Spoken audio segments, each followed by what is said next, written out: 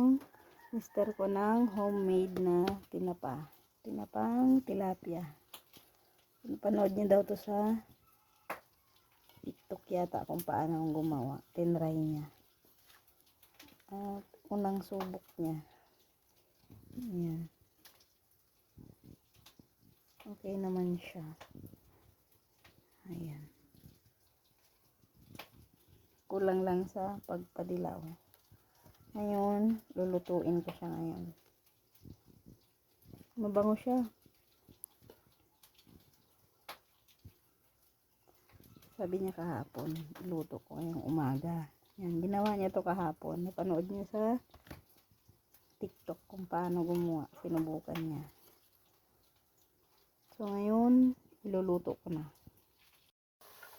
Ito naman, iniuwi na nakiwat-wat kahapon sila biya nandun sa pamangkin niya na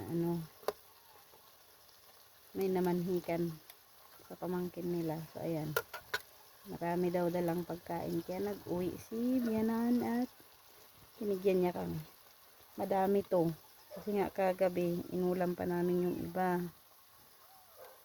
So, ayan. Ayan ang natira.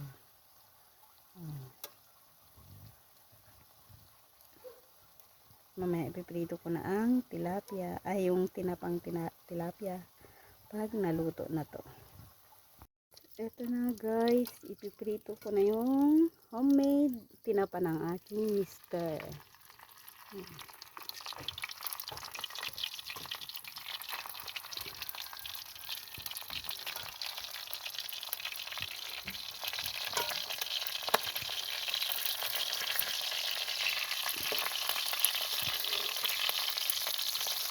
Pasensyahan niya na.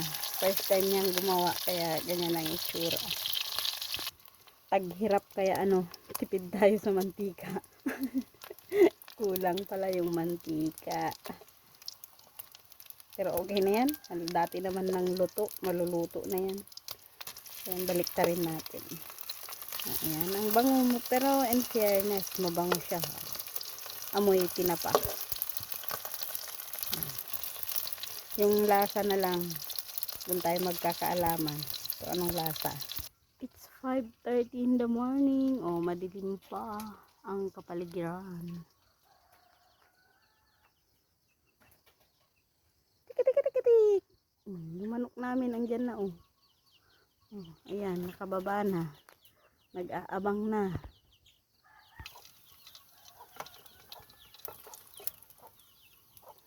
The moment of truth. Listen. Papasok ako ng trabaho sa palengke ngayon guys. Kaya maaga tayong nagising. Ilang araw na naman ako hindi nakapasok. Simula nung Martes hanggang Biyernes. Kasi nga Martes. Para tuwing Martes ang follow-up check-up ng aking panganay. Kasi yun lang ang meron ang kanyang doktor. So, nung Miyerkules, day off ko hanggang Huwebes. Tapos, Biyernes, meron kaming event sa barangay. Siyempre, bilang isang beach W, kailangan ding umattend. Health worker ng barangay. Lalo na sa yun, sa health. Nag-blood donation kami kahapon. So, isa naman ako sa nag-donate. Okay naman. Wala namang nararamdaman. Buhay pa naman. Ay, minsan mahirap din yung dala-dalawang trabaho. Sana na lang talaga maunawaan ako ng aking amo. Amo ko dun sa palengke. Buti na lang mabait din.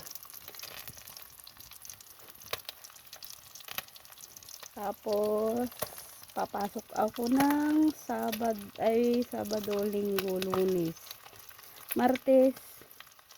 Follow-up check-up na naman ang panganay ko. Ay, buhay. Buti na lang humihinga pa.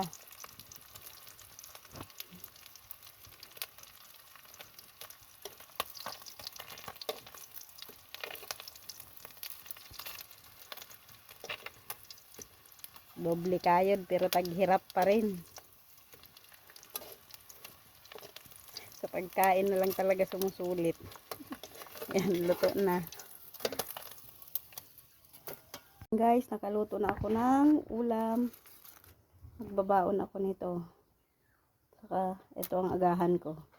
So, yan lang tayo ngayon guys for today's video. At kailangan ko nang magrubuat. Papasok na ako sa trabaho. Oh, ayan. Yan ang karne galing watwat. At nilagyan ko lang ng sitaw.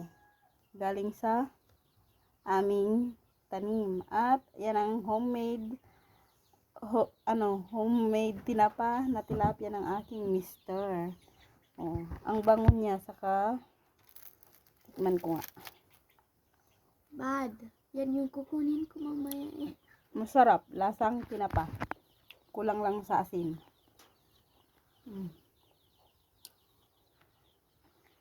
So, yan lang tayo ngayon guys for today's video. Bye! Papasok ko sa trabaho ngayon.